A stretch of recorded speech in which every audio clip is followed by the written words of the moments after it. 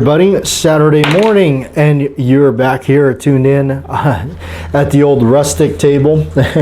And we're not way up north near the Canadian border like our fellow lost friend but never forgotten, Mr. Holster. As he would say, we would have a drink if we did have one out here this time around. If that doesn't heat you up and cool you down at the same time. Okay.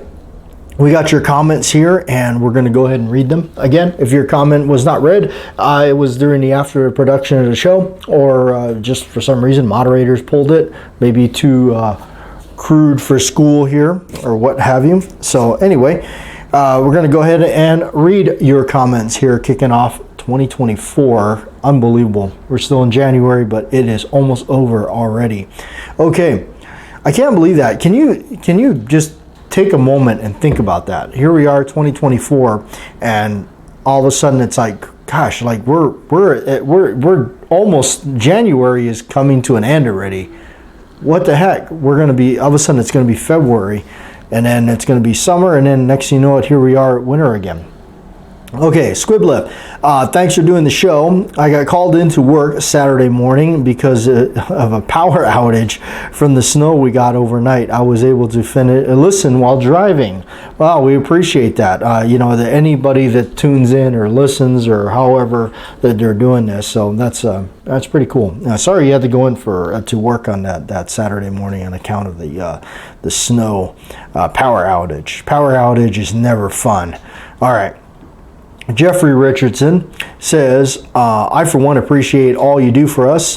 I appreciate hearing that. Thank you. And I appreciate you folks being here, because without you, we wouldn't do this. All right. Love the Colt 22s, Woodsman, and Huntsman. Yes. I believe there's also a Challenger. I used to have a Huntsman as well. I gotten rid of it over the years, but I did have a Huntsman. I had a couple Woodsmans. Now I think I've got the Woodsman. Yeah. All right, Crazy Scotsman. I started watching you not long after you started, and you definitely helped me in just going for it and making videos. Well, I do appreciate that, and I would encourage anybody who want to do it, just go ahead and do it. I mean, give it a shot. Those that don't make videos and like to critique videos of other people, this is not easy. I'm going to tell you that right now. This is not easy. For those of you that are making videos out there that do put the major production things into it, that's a lot. It's a full-time gig. I may not do the best production wise. I kind of a lot of times just rough it. I try to get the lighting and at least the sound halfway decent, but this is not my job. This is not something I make money off of. This is not something that has become so phenomenal where I get a gazillion views by the end of the week. It's not. I simply do this for you folks, and it's fun to do at the moment, and if it continues to be fun and something I want to do and entertain to do, I will continue doing it. Trust me, if it becomes a burden, I will sadly to say no longer be doing this. But I don't, it's not about views, it's not about subscribers, because this channel certainly doesn't get that. We have a very small niche handful of you folks that are actually tuning into this, and you're it. You're the last of this channel, Batjack JW, that's it. I mean, it's pretty much come down to an end in a sense. Continue doing the show because it still remains to be fun, and we have you folks here, and contribute your comments and everything to the channel. So anyway, but yeah, it's not easy to do. All right, Warren. Hi, Batjack. I am a bit late with this, but Happy New Year. And to everyone, I agree that Beretta 9mm USA has the best 1911 content. Yes, they do. They put a lot of time and effort into their videos. They it's really cool because they can showcase a lot of different stuff that not many of us are going to be able to have our hands on, and more power to them to be able to show us really cool stuff. A lot of high-end 1911s, a lot of stuff that costs a lot of money, regardless if you think they're worth it or not. But we get to kind of live kind of vicariously peering through that window and getting to check that stuff out. So I think it's really cool, and I wish them the best. I hope they continue doing what they're doing, and I hope they get bigger and bigger and bigger because they deserve it. All right, U.S. Marshals Die Hard 2 were the biggest, and some TV shows were Glock's biggest advertisers. And you're right, Glocks are cool. My favorite is Gen 3. I do like the Colt in 1911 as a shooter for me. In any of the 9mm. What are your thoughts on the SIG 226? As Beretta did a video on it recently, or CZ75s. Imitation is the ultimate form of flattery. Yeah, I never got into SIG 226s. I've shot them. I've looked at them. I think mainly because it may just not be something that I know they've popped up in a lot of movies, but I gotta tell you, I'm gonna be terribly honest with you guys. I've never been a big Sig Sauer fan. Never been a big fan of their stuff. I never owned one. The only thing that I even remotely entertained a very small interest in was the I think it's called the P210, which is a 9mm, it's really a slick pistol. It's one of the slickest. I've shot one. It's amazing, and for that I will tip my hat to SIG, because they did make a good piece of equipment there. I pretty much I'm not like a gun, I wouldn't consider myself a gun, I don't know, I don't want to sound so, I'm not a total full-blown gun aficionado. I'm not. I actually know very little about guns. I'm a 1911 freak, I guess you could say. I know enough to be dangerous to my own finances when it comes to 1911s, but in a nutshell, I know nothing about them really. I hardly know anything about a lot of stuff. I just know what I like, and because a lot of it has to do with, I saw it in a movie and it's super cool and I really wanted it and everything. 1911s for me, the history, all the cool guys carried them, and the historical significance of it. And for me, when you love the history of it, you get into the World War II stuff. You get into the 1918s. Although I'm more of a fan of the World War II 1911, the A1, because it pretty much is what we know today. When you think of an A1 in World War II, you think of this gun right here. This is not a World War II model, but it's an A1 configuration. This is the Mark IV Series 70 Colt government model 45. Couldn't have it in any other way. You guys know I love the 1911 to 9mm. I shoot it a lot, but I tell you, you get into 1911s, the granddaddy of them all is the Colt 45. That's it. You gotta, it's hard to call yourself a 1911 guy if you don't have at least the 45, because the 45 is the ultimate. That's where it was born to be, and the knockdown power, if you will. Nothing like that big piece of brass come flying out of that ejection port. Really cool stuff, and of course, what all the movies and stuff is synonymous with. So that is definitely my thing. As far as the CZ75s, kind of interesting you brought that comment up, because in the background here we have a nice, really cool vintage Browning high power 1968 T-Series red back ring hammer with a really good inky bluing on it. Beautiful piece. I always say, if you get into 1911s, you're going to end up stumbling upon a high power at some point, because the high power is, I've always referred to it as the mistress to the 1911.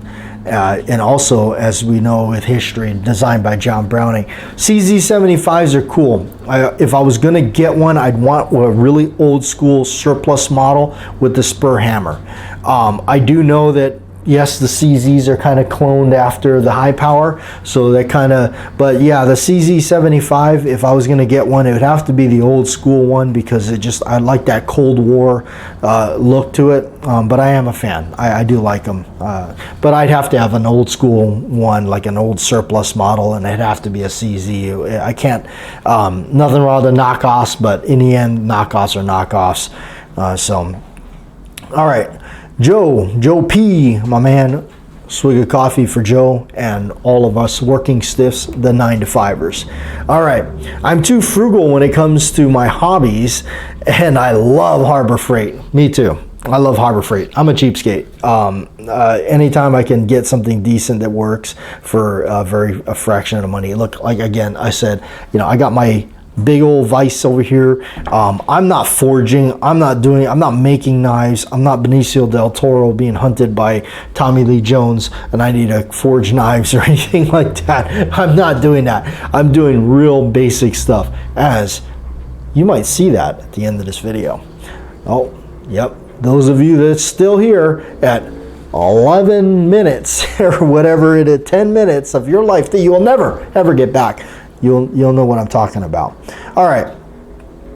When you mentioned in this video, it reminded me of the great video you did 8-9 years ago. Wow, that makes this channel sound old. How you store your handguns in your old socks. you saturated the guns in oil and then put them in the socks to prevent them from rusting. Great video. Yes, and I still do that. Once again, I'm a cheapskate. Old socks work great. And coming from the island, it is still a habit of mine to literally coat my firearms in oil. In fact, that's what I have here. I have an old paintbrush that I use.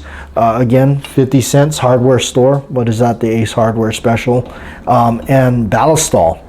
Again, I store my ballistol in this really awesome tactical jar right here. This is Schmucker's. Anyway, and I just brush it on the firearms and I store it that way. It's like kind of my form of cosmoline, if you will. But that's just residual for me because of where I come from. If you don't do that, your stuff will rust. Your stuff will be a bucket of rust. In fact, I've come up with other forms of doing things, like creating salve or wax kind of stuff that I put on the actual slides and stuff like this, and it actually polishes really nice. And you can see it's a combination of wax and ballistol and stuff like that. It does a really nice job of polishing it up. Really cool. I've kind of always been tinkering around with stuff like that, creating my own type of waxes and polishes and stuff like that. Always tinkering around with something. Okay. But yes, old socks do work great for doing that, and you can get more in your safe without having to sacrifice big zipper cases like that, although I do keep those and have them. Most of those, it's funny, is I usually don't buy these type of things. I usually get them with the firearms or get them in trade or something like that, so I just kind of hang on to them. All right. Slimfire, good morning, JW, and I hope you had a nice new year. We missed you last Saturday, and I missed you folks as well, but I'm glad to see you today. Thank you. You're right about Beretta 9mm. YouTube channel. They have an awesome channel too. I have some tools and bench vices from Harbor Freight, and they work fine. JW, have you seen the new 1911 that TSOS is making for the MAC, Military Armament Corporation? It looks really nice. I've seen a couple of videos on it, so I ordered one. I know you like TSOS, and thanks for the video, Slim. Yes, TSOS is a pretty decent company that, for the money, what they're offering, I think for the main part with those kind of guns, meat and potatoes, slide frame and barrel. That's what I consider the meat and potatoes of the 1911, slide frame and barrel. Everything else you can replace with a proper, with knowledge and a good patience and a file and knowing where to cut without ruining parts. But yeah, for the most part, that's it. Slide frame and barrel is the heart of these things. and you can do other things, change out grip safeties, mainspring housings. This is the configuration I'm really more of accustomed to. But I used to have a T-Sauce. It was a replica of the World War II gun. I'd let it go. It was a 9mm. I'd sold it off. I just wasn't using it. I wasn't taking it out enough. I didn't, there's hardly any return value in them, as I found out, obviously. But no, they're good. I seen that. I briefly saw some photos of it. Looks like pretty souped up from what I could see. A lot of upgrades and touches. I really do think a lot of that stuff coming from Turkey that I've been kind of handling lately. I've seen a lot of what I guess it's the company Gerson or whatever. I've handled some of their stuff. The finish seems really, I like the finish that they're using. It's probably like some sort of Duracoat spray-on finish, But, and I'm not knocking these guns. Don't get me wrong. I'm not gonna knock. I'm not trying to say they're inferior or anything like that. But remember this, okay? The Colt 1911, a vintage Colt 1911. These are getting up there. These are becoming to the point where they're going to cost you thousands of dollars now to get one. Okay, there's a reason for these things, other than the collectible market, which I'm a big, I have a big, hand in. I love that stuff, but there is a reason why companies like Les Bear, Wilson Combat charge a premium for their firearms. Remember, if any Joe Schmo could do that, then people like Wilson Combat wouldn't have a stake in a dog in a fight. But they do because of what you're buying, the quality, the parts. Remember, cheapness, they gotta cheap out somewhere. There's corners being cut somewhere. Remember that. There doesn't get away from, you don't spend $500-600 and get Wilson Combat quality. You just don't. I'm just gonna say that outright.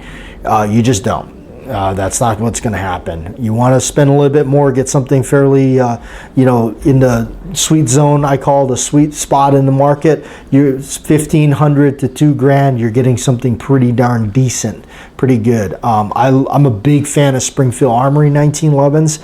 I think they're just awesome because they have everything from the lower tier all the way to the middle tier to the top tier, and I think they do a really good job at it. I really honestly think like the TRP Springfield is a phenomenal 1911 out there, and I actually have toyed around with the idea of I was looking at the Operator one, but the reason why the Operator I shied away from that was I'm not a fan of the rail. I don't like rails on my 1911s. I'm just not a fan. Sorry. If you are, more power to you. Run, don't walk. But I'm not. I don't like the rail. So, but anyway, yeah. But the T-Sauce stuff, they're flooding out the market, and they're doing well. And if they weren't doing well and they were junk and people were having insane problems with them, I think the word would get out quick and it would kill it. So they got to be doing something right because their prices are climbing and their guns are everywhere. Their 1911s and their other guns are everywhere now. They're starting to become ubiquitous everywhere. So they got to be doing something right. So look at that march too. Bad news travels really fast. Remember that. Okay, it's the same with stores and any kind of job. Customers forget how much a company or a place that a consumer base, how much that place does do for them, and they how quickly they remember. Oh, well, that person was so mean to me, and so whatever. I'm gonna write this horrible review on it, and I'm gonna do this keyboard warrior thing instead of going there face to face and actually saying, hey, you know what? Let me talk to somebody and go up to that person and be like, hey, last time I was in here, this is what happened to me. I have more respect for that person. As I used to be told, hey, come say that to me, and stop hiding behind your cell phone or your little warrior words, I always say, why don't you come, face to face with somebody, more respect for somebody like that. I come from the generation where we didn't have these things. This thing wasn't, it wasn't taken off the way it is. It just wasn't. I went through my entire 4 years of high school without a cell phone. When I was in high school, how we made a phone call if we needed it? There was a payphone on campus. Some people don't even know what that is anymore, which is crazy. But all right, last comment here, Sean. Good morning. As long as you enjoy what you are doing, nothing else matters. Yes, absolutely. Do whatever it is makes you happy. If something makes you happy, run at it and do it to the extent of everything. Do everything you can to embrace it and have fun with it. So I do definitely advocate for that.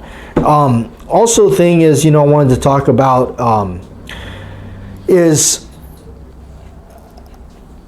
there's an importance in life, and it's important to know when you're wrong, admit when you're wrong, and don't be the I know everything person.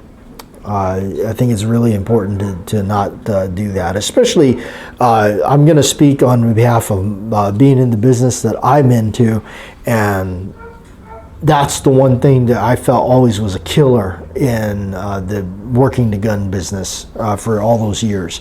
It was just the ego. It was that just that feeling like, oh, I'm always right, or I'm always, it's like it's a real drag. It is, and it's not. And I know it's not just the firearms biz. It's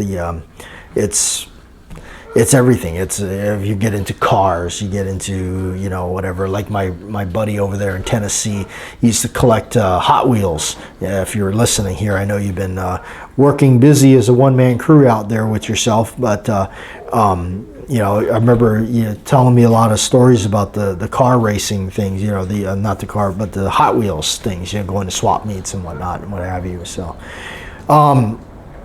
But yeah, looking back at a lot of things on the island and all that and everything I learned over the years and people I learned from and how a lot of those people are gone, looking back at a reflection of the channel, we're getting to be the point where we're 10 years old on the channel. We've been doing this for 10 years. We've talked a lot about that because to me, it's a big milestone because I never ever thought that we'd still be doing this in 10 years. Never.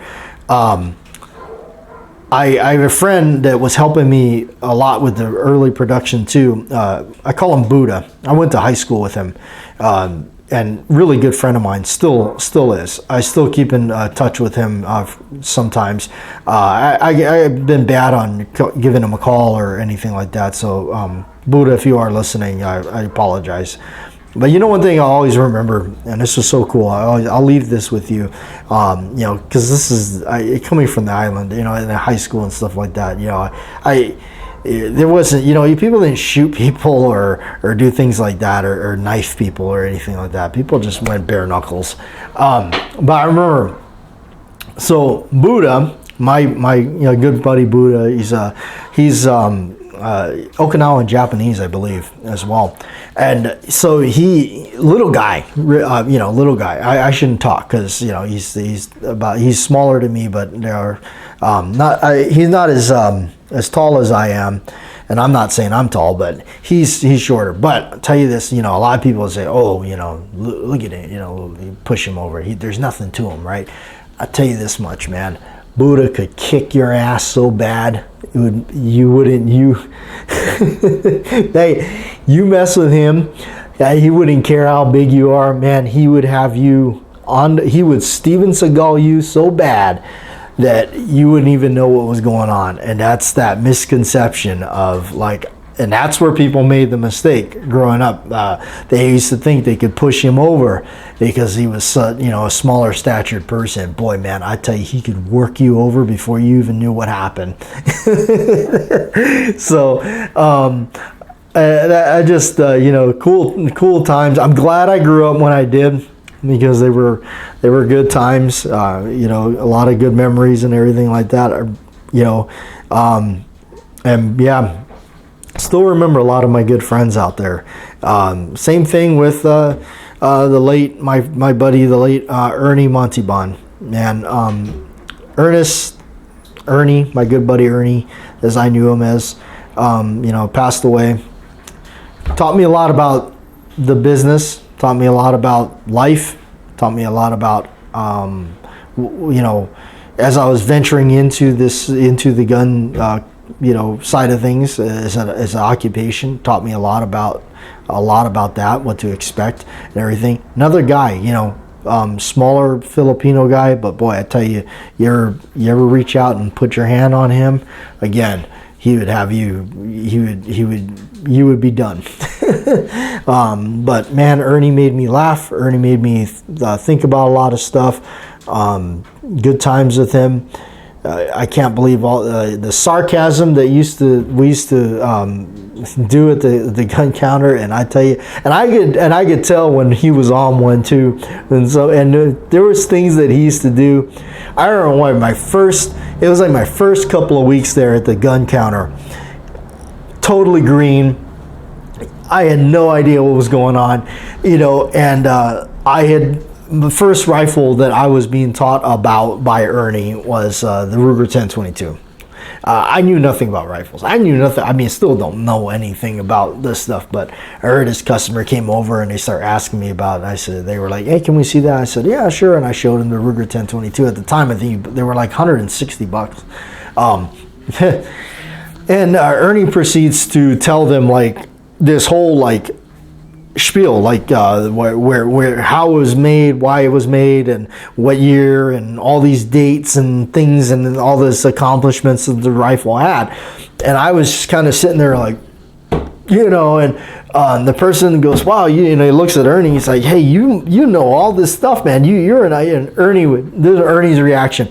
Oh no, I don't know anything. In fact, I just started yesterday. I'm actually in the shoe department. I learned everything from this guy. And he points to me and then he walks away.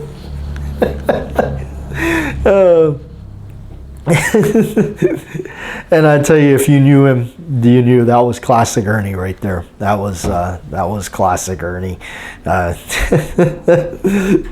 Oh man, we had some fun. We had some good times over the years. I met a lot of good people. Cut my teeth in doing a lot of that stuff by knowing a lot of good people and getting to become friends with them. It's been a pleasure to know these people. It really has. I got lucky. I really did. I got lucky. I knew that there was stuff I wanted, and if I wanted to get this stuff and have access to it, I needed to figure it out somehow, and getting into the business. And I tell you, it has taken me further than I thought it would. I didn't know that it would actually have some sort of value, that I could make a living with it. And so in the end, I would say work hard, learn your craft, or be really, really good at something, and definitely cut no corners. And if you do so, hopefully you'll find the right employer that will recognize it and pay you accordingly, or pay you as much as they can pay you without, I guess, breaking their bank or sinking their ship. I've worked for both corporate and both mom and pop kind of deals. Mom and pop has a lot of benefits that corporate doesn't, and by those benefits I mean personality, treating you like a person, not a number. Where the corporate jobs, you're just a number. You're another tooth on the wheel. They're going to come and go. I'm going to say this too, like I feel like this because my mom had just retired. The days of putting in your 20 or 30 years or whatever with the company to retire and do all that are gone. I firmly believe that. I'm of that generation where I don't think that, I think I'm still young enough to where I fell short in the generational line you just don't, it's so rare. Not saying it doesn't exist, but I think it's rare that there you can go to a company, a corporation, put in your 20 and retire. I think it's rare. I think you need to squirrel away as much money as you can to accommodate your retirement, because for people like my age, It's getting thin. It really is. The kids be younger than me, and I tell you, the kids that are coming up now, I feel sorry. I really do. I don't know how that's going to end up for you. I really don't. Things have gotten really tough. You know, I feel it. I mean, I can see it. I've old enough now and been around enough now to realize that, hey, you know, this is not good. So I'm trying to pull and tighten up everything I can tighten up in life to because, you know, when you get to a point where, you know, at that level of pitch in life where you're no longer doing this now, you're on your way doing this, or you are doing this, and you got to keep that in mind. Yeah, my friend that moved out to Washington, Seattle, he moved off the island before I did, and, you know, he's 10 years older than I am, and him and I talk a lot about that stuff, and, you know, he realizes that was happening, and, you know, obviously quicker because he's older, and you know, he's with a good company, although he would rather move out of that state and into some other state, but, you know, he's there and he realizes things, and you know, he's in a good spot with the company, and that's why he's staying, because he's got that place. So, but anyway, I'm gonna leave you guys to it. Thanks for tuning in, and hopefully you enjoy this segment. So, okay, so what I got here is a brass nut and bolt set from the hardware store. This is the bolt, and they're brass. What I'm doing is I'm creating an escutcheon or execution, whatever you want to call it, to fit into the grips here. Put them on a Colt revolver. So I've got it in the vise, and what I'm doing with this file is I'm taking the corners off. So hopefully you can see that. I'll try to do it so you can see it. I'm taking the corners off. I don't want to take too much off because I want to leave some of it there. Let's see, take this one off here.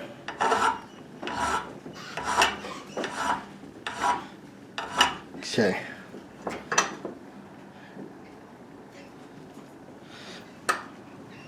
Check it out. I'm not trying to round this over because I want to leave some tooth on this, because when I push this into the grips, what I do is I actually press fit them. I don't use any glue or anything like that anymore, because I found that it was just honestly somewhat of a waste of time, and I try to do any of this kind of work as cost effective as possible.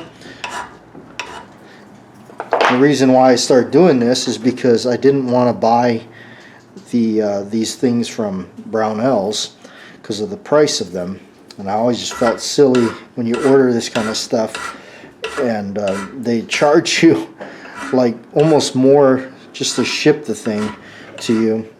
And actually these things are not cheap. Alright, let's see what we have. And that's almost what I want. Take this corner right here down. Just take this one right here.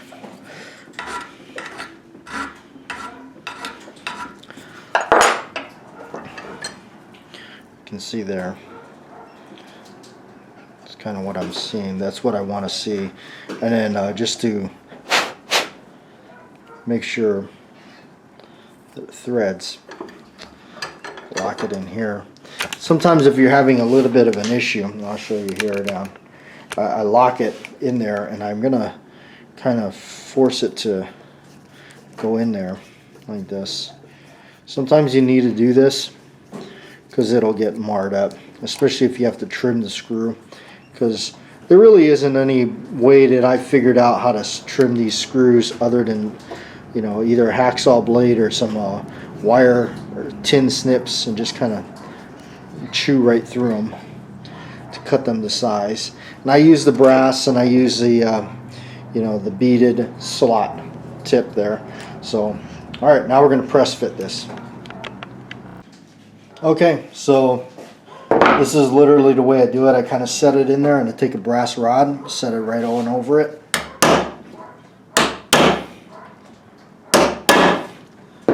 And just like that. Literally just press fit it right in. The next step of the process is to line up the pin that goes into the frame right here. And that pin is what helps stabilize the grip itself. So what I do is to know where to drill the grips, I'm going to take a magic marker and I'm actually just going to color the top of the pin just like that. I'll line this up where I think it's going to be needing to be. Okay. Sometimes you can use a rubber band and tow this down. I'm just going to rough it without one. Alright, so right there. Make sure I take the one end that's marked right there. And then set this down kind of gently here and just see if I can get it to mark it. And I can see my mark right there. Alright. I don't need to show you how to drill a hole. Everybody should know how to run a drill. Alright, there it is.